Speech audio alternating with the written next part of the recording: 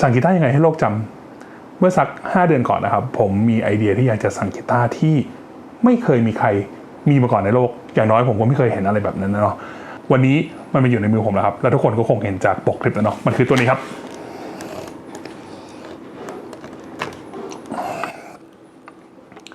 เรื่องราวของมันจะเป็นยังไงเดี๋ยวไปดูกันเลยครับ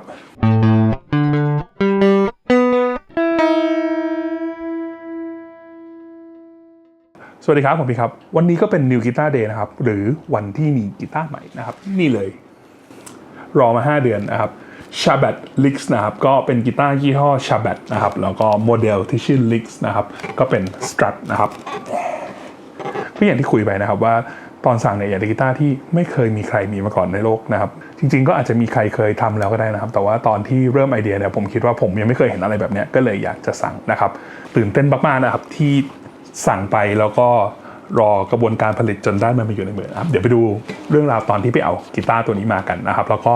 ผู้ที่มีส่วนร่วมกับโปรเจกต์นี้นะครับรวมถึงผู้ที่ป้ายยาผมด้วยนะครับไปดูกันเลยครับ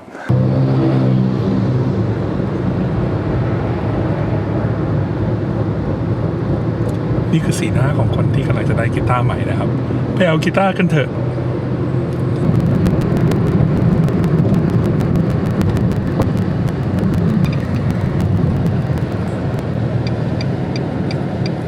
ถึงแล้ว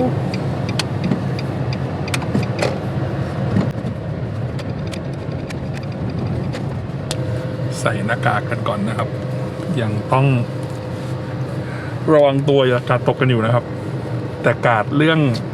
ภูมิคุ้มกันในการซื้อกีตาร์และอุปกรณ์ดนตรีตกเรียบเลยครับช่วงนี้กีตาร์ที่สั่งไว้มารัวๆแต่ก็ดีใจนะครับแต่ก็ต้องไปหาตังค์มาจ่ายไปดูกีตาร์ใหม่กันดีกว่าครับสวัสดีครับครับผมสวัสดีครับ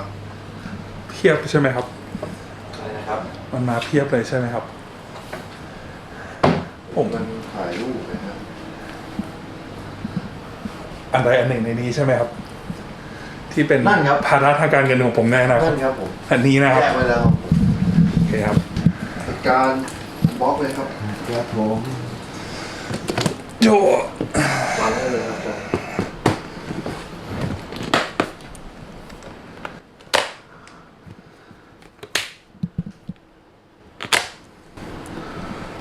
ตะดำโหสวยเลย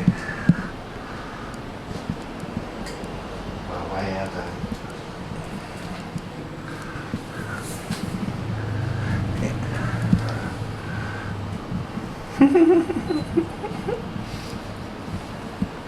เนื่องจากสั่งของใหม่นะครับที่ไม่เคยมีในโลกก็ไม่รู้ว่าปิกาจะสีไหนสวย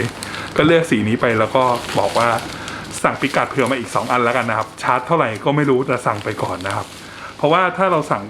มาแล้วมาซื้อปิกาเป็นทีหลังเนี่ยบางทีรูน็อตมันไม่ตรงนะครับก็จะมีปัญหาทุกคนจะแนะนำว่าให้หาช่างในประเทศนี่แหละครับให้เอาปิกาเดิมไปวัดแล้วก็เจาะนะครับแต่เพื่อความปลอดภัยก็คือผมก็เลยสั่งมาเลย3 อันนะครับเดี๋ยวแกะดูกันว่าเป็นยังไง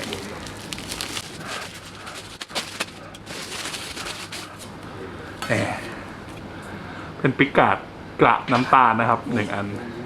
เพื่อจะเปลี่ยนอีกอันนึงเป็นปิกาดทองนะครับอันนี้ไม่วัสดุเป็นอะไรครับอะโดไนซ์ครับอะโดไนซ์นะครับเป็นโลหะชนิดหนึ่งเดี๋ยวลองเอามาทาบเล่นๆถ้าทองก็อีกฟิลได้อยู่ถ้ากระแดงอีกฟิลก็ได้อยู่นะครับคล้ายๆเล่นเปลี่ยนชุดตุ๊กตาบาร์บี้นะครับเปลี่ยนปิกาดกีตาร์แต่ถ้าไม่สั่งไว้ก่อนอาจจะลำบากในอนาคตนะครับไม่รู้จะโดนเท่าไหร่เนี่ยไม่เป็นไรเพื่อกีตาร์ที่เรารักยอมครับ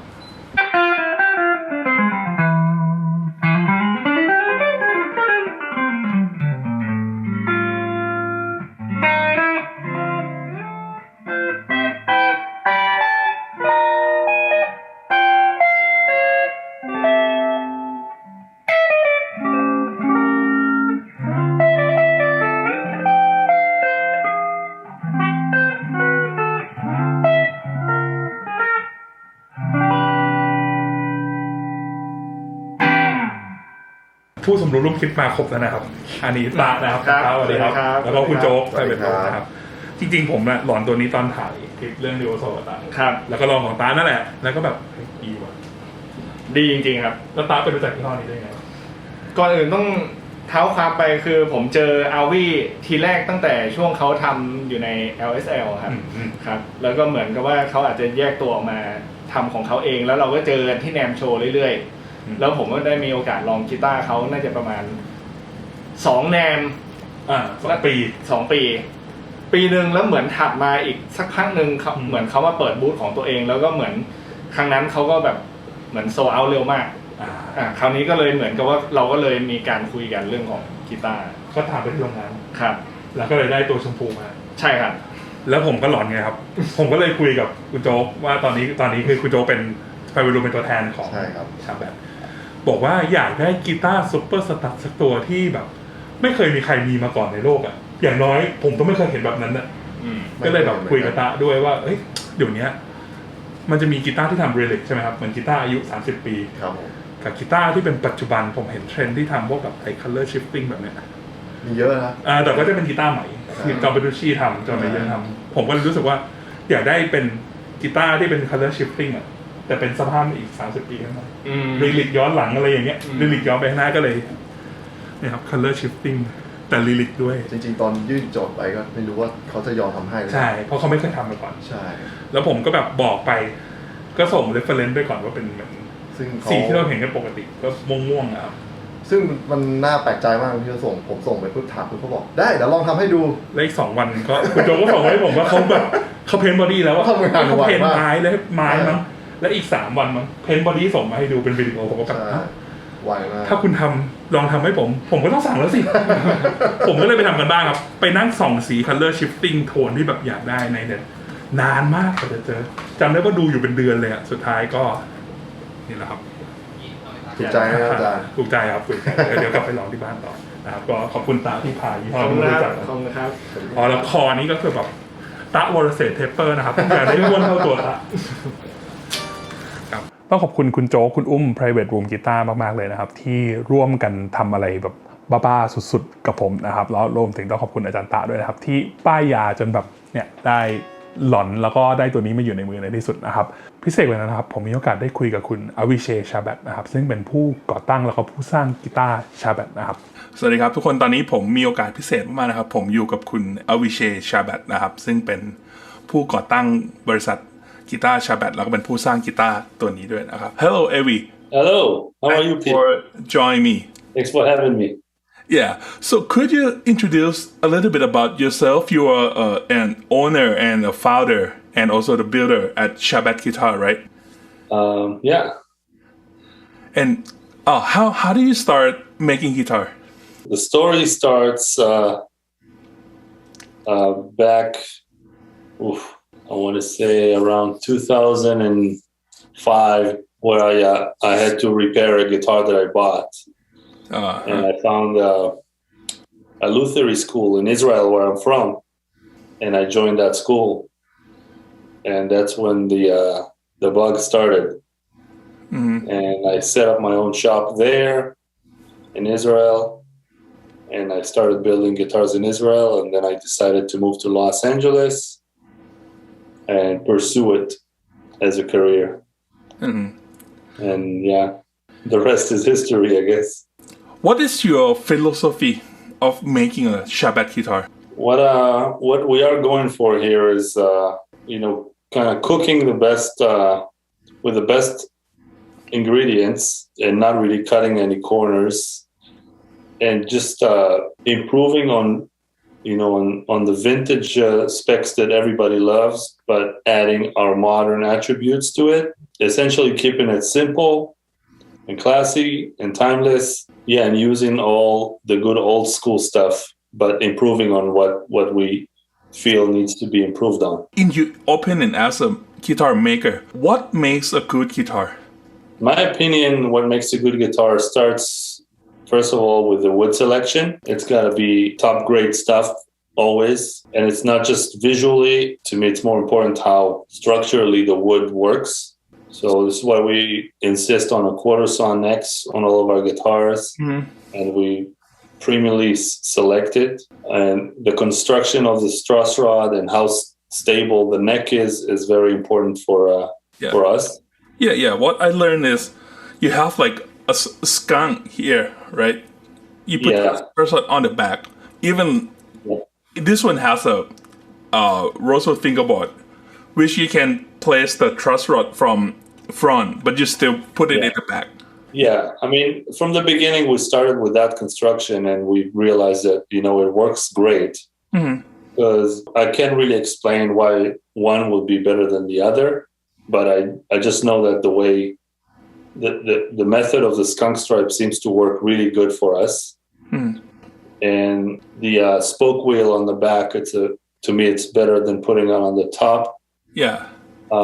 Because it gives you more meat on the top of the headstock.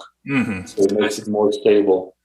Yeah. So it's also easier to repair. If something happens, it's easier to repair that construction over trying to remove a fingerboard or whatever. But yeah, it's more like, that always worked out for me good, and the results were always great. And I never had a problem with any necks, bowing or coming back or anything like that, or rattling. So yeah, I stuck to it pretty much. So it started from a good selection of wood, right? And correct. The craftsmanship also affect to the quality of guitar, right? Oh yes. So yeah, it was very important to get to a point where all the people that are involved in making those guitars, they know exactly what I expect from them, and not me, but what expected from them to get the best product that we can get. Yeah, we don't really cut any corners when it comes to anything. Like, everything's got to fit perfectly, got to be sanded perfectly, got to be routed perfectly, got to be wired perfectly. Fret work should be perfect. Everything, alignments and all that stuff, you cannot cut any corners. And the result is what you can see in your hand. Yeah. But at the end of the day, it's very simple. When you take the right ingredients and you try out enough times to cook the right meal, eventually you can perfect it. We're not trying to go crazy with anything, but we just do what we know how to do right. And been doing it for over 10 years now, and the results these days are as best. Probably the best guitars that we ever made are these days, I can say, for sure. I agree, because the first time I tried Shabbat guitar is Ta Waterset guitar. I just shooting a video with him, and he just let me try it, and I really fall in love with it. So after that, I contact local dealer, Private Room Guitar, and Kunjok, and start a project of this guitar. That I want something, a Strat, a Super Strat, but with something that we haven't seen this in the market. So I think about really the future. So I want the color shifting, which is like today guitar,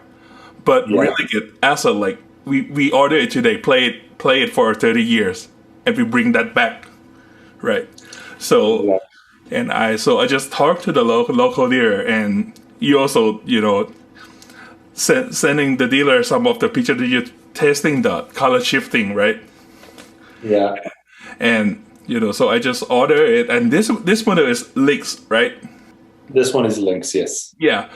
There are many Super Strat in the market this day. What is the difference between Lynx compared to other Super Strat? I mean, I haven't tried a lot of other Super Strats out there to tell you the difference. I know a lot of other Super Strats play with different bridges and stuff like that. Honestly, there's not much to it besides adding a bridge humbucker at this point. The only difference that we are doing, that I don't know how many other builders are doing, is our compound radius, that makes it a lot faster to play for that kind of style. And I mean, the Go-To bridge, which is something that I started with, which I love because it really performed really nicely and keeps the guitar in tune. We later on added the six screw bridge, which I like as well. And I feel like it's got its own little thing going for it. And it's got a more of a vintage accurate tone. And it's a little different, but it's cool as well. But yeah, I mean, it's at the end of the day, it's pretty simple. And people seem to like it. I think it's one of our most popular models, if not the most popular model that we sell. And yeah, there's nothing to it. Just we do have a coil split option. But yeah, other than that, it's a Strat on steroids. Yeah, right. I still feel a lot of like vintage vibe on this Lix, because some of the Super Strat is very modern, too modern. Most of the reasons for like just the immediate feel of the modern would be the polyester finish. To me, that's immediately associated with a more modern guitar. And the second you hold on to a nitro thin finish, it already feels a little more alive, a little more open. Even if you put it in a very futuristic color like what you have, it still, at the end of the day, feels very kind of vintage feel. And yeah, also like there's not a lot of crazy stuff like locking nuts and locking tuners. I don't believe in that, because I was able to achieve great tuning stability without all those bells and whistles. And to me, those things are sometimes they were added just because they couldn't figure out a way to make a stable guitar from the get-go. So they added all these stabilizers, which, I mean, don't get me wrong, I know they have the place and I know they work. But if I can make the operation of the guitar a lot simpler by not adding all those things that you have to tinker with in order to change a string and stuff like that, that's better. Like, to keep it simple and still working. I'm a big fan of just keeping things simple and functional. What is your product range at the moment? You have like a Lix, where there's a Strat. You have also like a tele kind of guitar, right? Yeah, we have the T-Styles in a few different configurations. We call it the Lion, and we have it in a kind of a deluxe package. And we also have the Lion Custom, Lion Special as well. You can see all the differences in the on the website. For the most part, it's just different layouts, and some people want a little more control over the pickups and just the way people are used to play with different models. But essentially, it's the same kind of layout. Yeah, with the T-Style, you just cannot go wrong. However you're gonna put it together. Yeah. We also offer the Lion Special these days in a 24 3/4 scale length, which is something we started this year. You know, we didn't make a lot of them, so we'll see how that goes. But we like it, and it's an interesting feel. It's an interesting response as well. And we do have the wraparound style, which is different, and it makes it into a whole new different thing of its own. What option can we order? What can we choose? I mean, if you look at what PVR just got, seems like the sky is the limit. We pretty much can make any finish somebody wants. There will clearly be upcharges for it. I mean, there are things that we can say no, that we'll say no to, but it's very subjective. But the few things that people can customize would be, for example, radius, fret size, fret material. As far as the wiring, there's things you can decide on what you want. Pickguard material, finish. On Lynxes, you can choose between a few bridges, matching headstocks. We also added the more contoured neck plate. We just added that not too long ago. But yeah, for the most part, a lot of people just stick to the stuff they know works for them. Yeah, with you know the usual woods, that selection and all that. Yeah, and we use the variety of Lawler pickup selection that they offer, and they work really well with us, and it's a great marriage, and we really love their products, and they really complement our product. So it's a great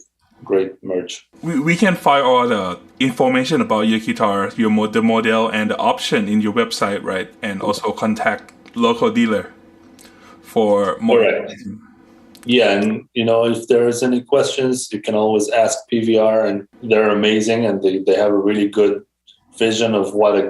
great guitar looks and sound like. Yeah. And from the last order, I gotta tell you, like, there was a mutual feeling that at the end of the order, we looked at those guitars that all been picked by you guys. Yeah. And they're all like stunning, and I'm like, I like it when people are kind of challenging us to do different colors. Yeah. And different combinations of stuff,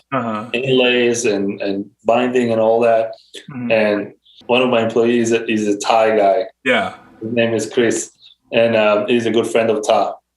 And I told him, like, people in Thailand, they have a very expensive taste. They want all the shiny, beautiful things. They don't want anything simple. They want only the best stuff they can find. So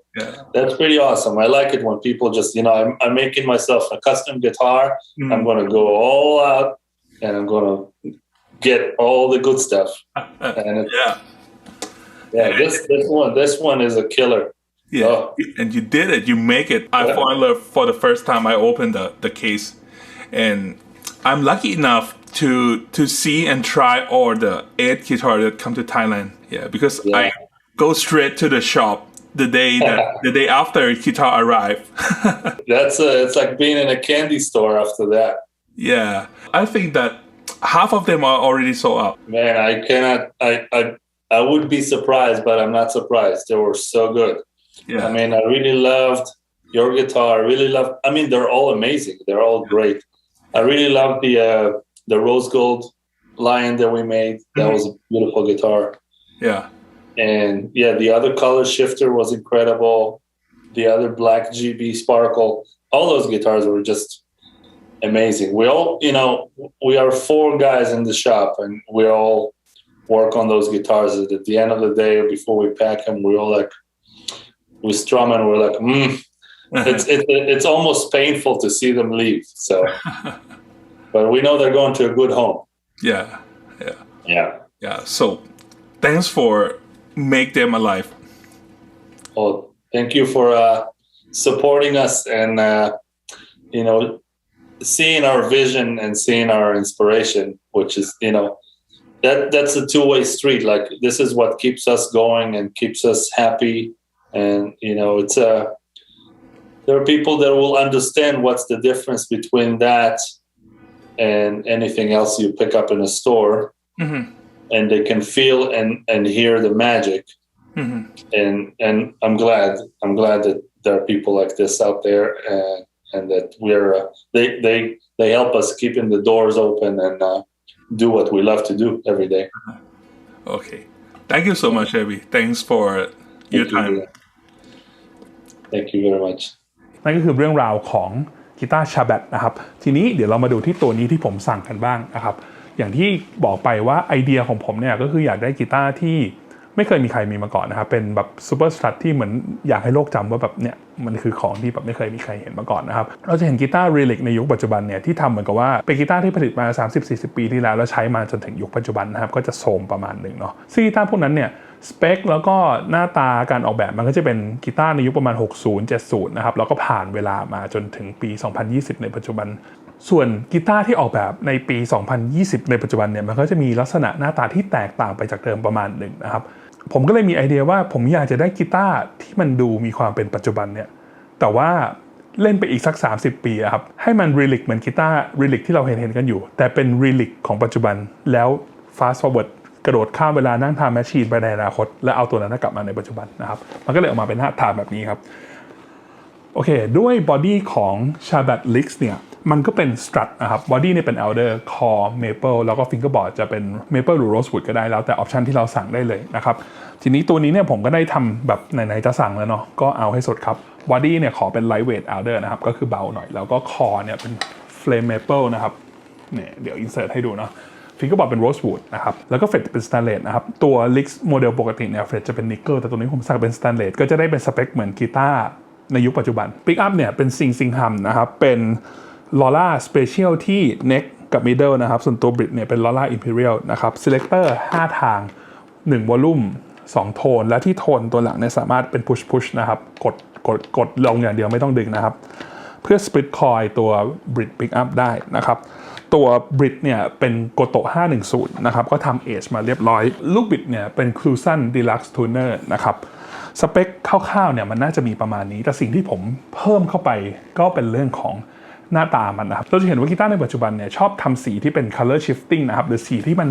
เปลี่ยนสีได้ตามองศาของแสงครับซึ่งเราจะเห็นไอ้สีพวกนี้เริ่มจากรถมาก่อนนะครับแต่ว่ากีตาร์เนี่ยก็เอามาใช้กันทำมาสักน่าจะ10 ปีได้แล้วเนาะเริ่มจากจอห์นเปโตรชีที่ทำใน Music Man นะครับแล้วก็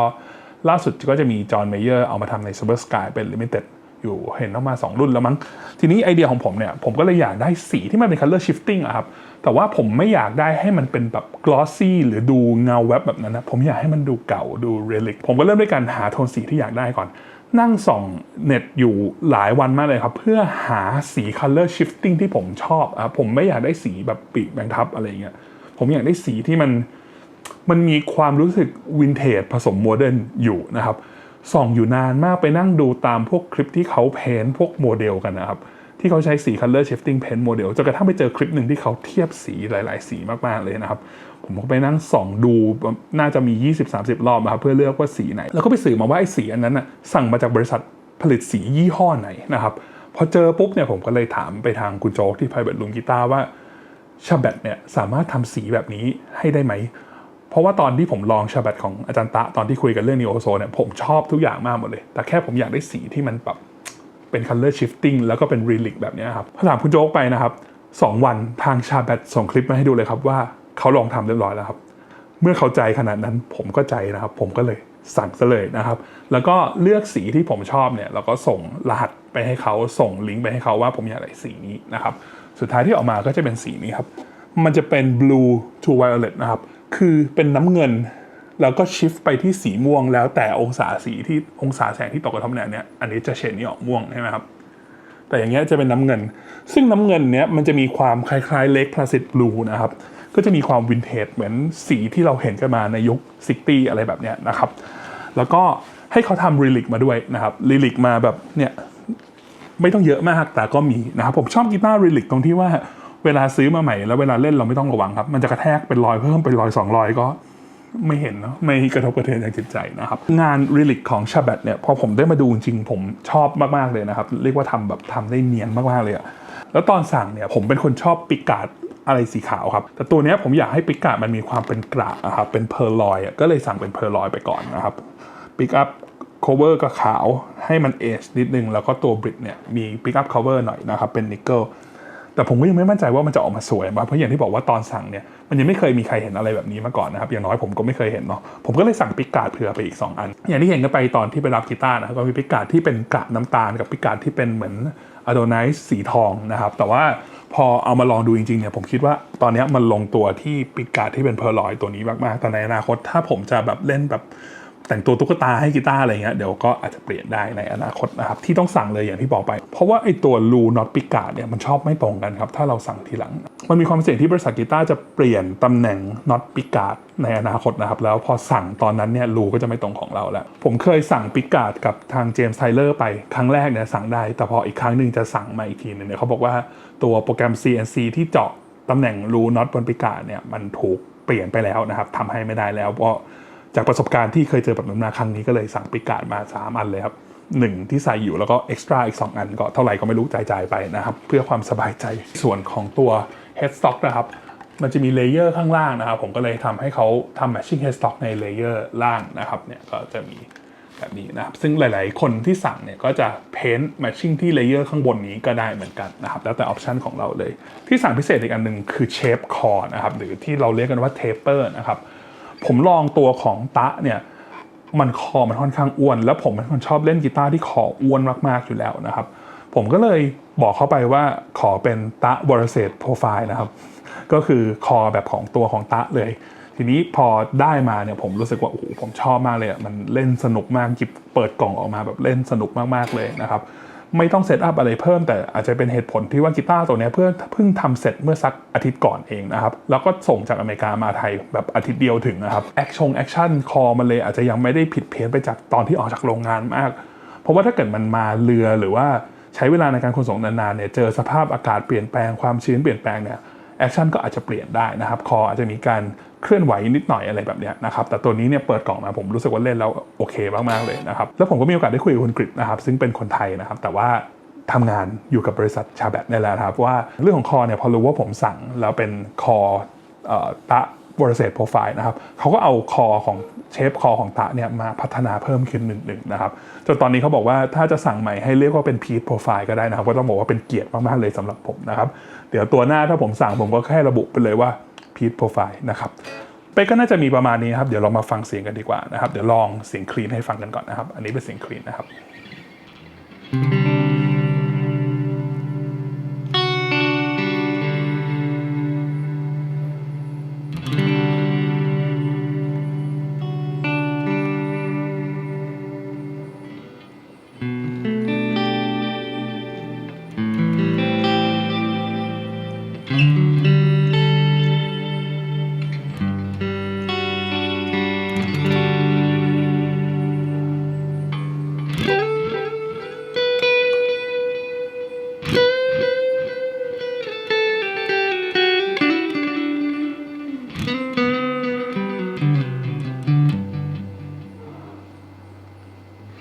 ก็เป็นตัว neck นะครับซึ่งเป็น Rolla Special นะครับทีนี้ลองแก๊ก neck กับ bridge ผสมกันนะครับ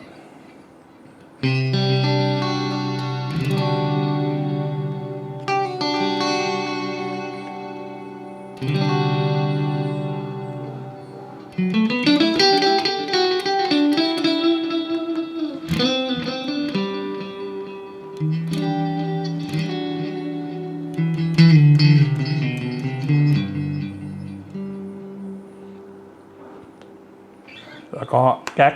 middle นะครับ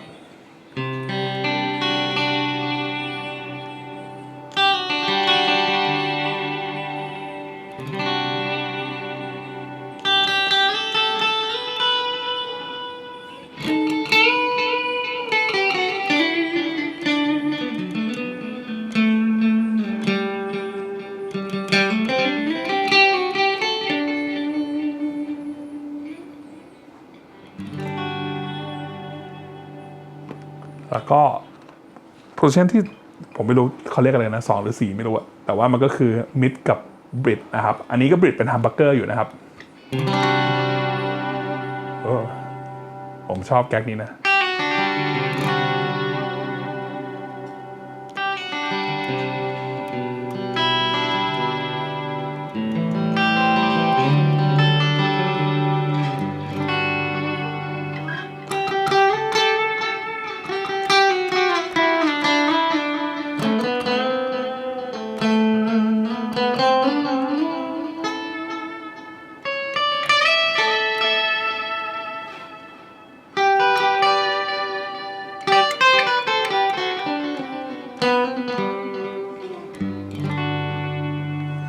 ทีนี้ถ้าเราสปลิตตัว bridge humbucker ให้เป็นซิงเกิลคอยล์นะครับ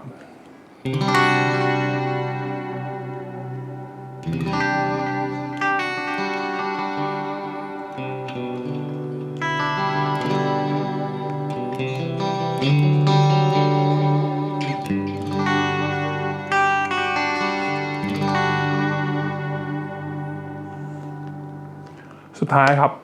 bridge นะครับตอนนี้เป็นซิงเกิลคอยล์อยู่นะครับ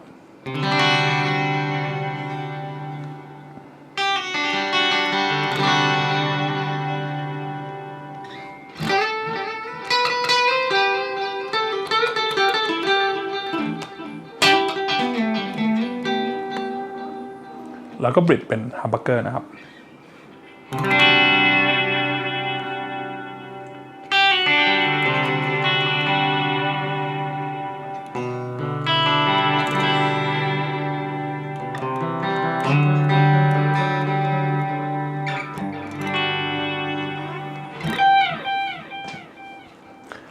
ผมเพิ่งเคยได้ลอง Pick Up Rolla จริงๆจังๆก็กับตัวนี้นะครับคือโดยทั่วไปเนี่ยผมจะไม่ค่อยเปลี่ยน Pick Up เท่าไหร่ไม่ค่อยโมกีตาร์เท่าไหร่นะครับคือถ้าผมชอบแล้วผมจะซื้อเลยซื้อแล้วก็ไม่โมครับเพราะว่าโมแล้วผมไม่รู้ว่ามันจะไปจบที่ไหนแล้วถ้าเกิดลองเสียงแล้วผมไม่ชอบผมจะไม่ซื้อครับ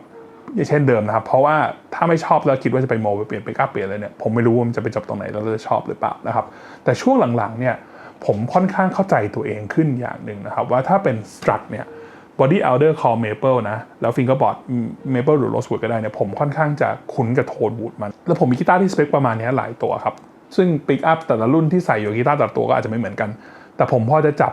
เขาเรียกว่าเสียงที่มันร่วมกันอยู่ได้นะครับของโทนวูดที่เกิดจาก Elder บวก Call Maple ครับเพราะฉะนั้นผมค่อนข้างมั่นใจว่า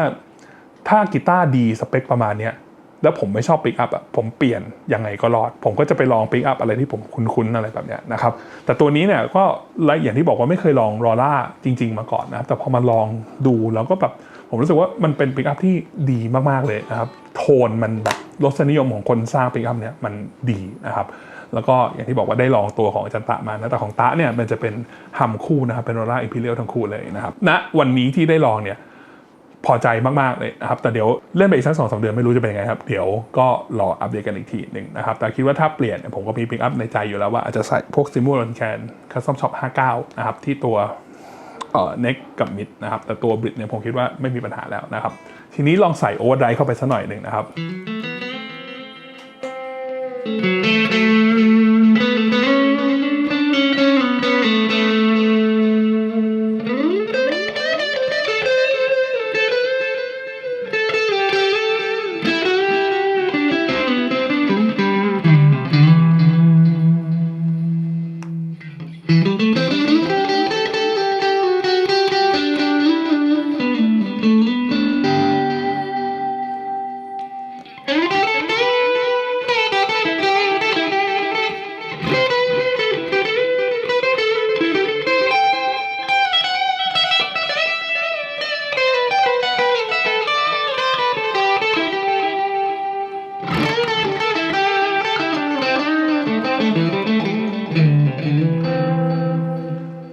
ตัวนี้น่าจะเป็น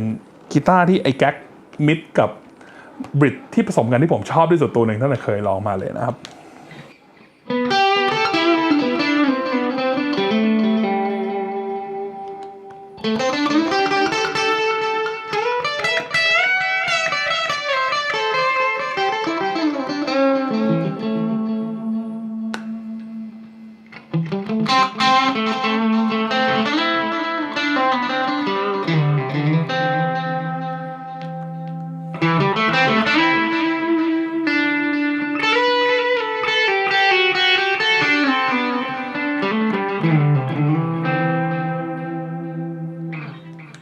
อันนี้จะเป็นเสียงแตกที่เกณฑ์อาจจะยังไม่เยอะมากนะครับเรียกว่าเป็น Channel 2 ในแอมป์ละกันนะครับเอาไว้เล่นริทึมที่อาจจะ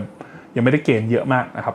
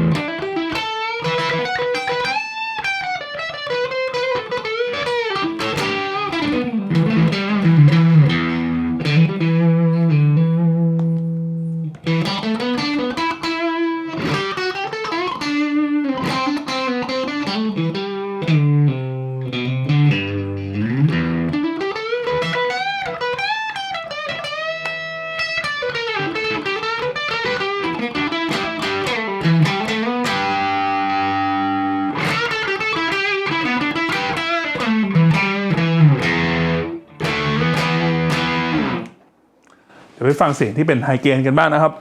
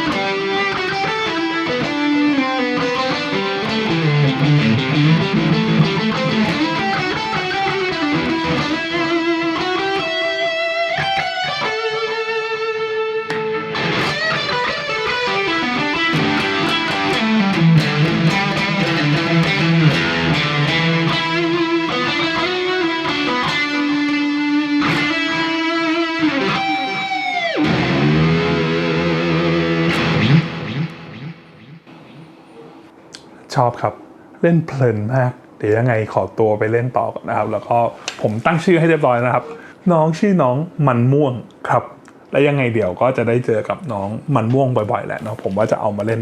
บ่อยๆอย่างที่บอกนะครับเฟรสตันเลสนะครับเล่นไปเถอะเฟรนไม่สึกหรอกแล้วก็กีตาร์ที่รีลิกแล้วเล่นแล้วก็ไม่ต้องระวังนะครับจะกระแทกปึ้งปังไปนิดหน่อยก็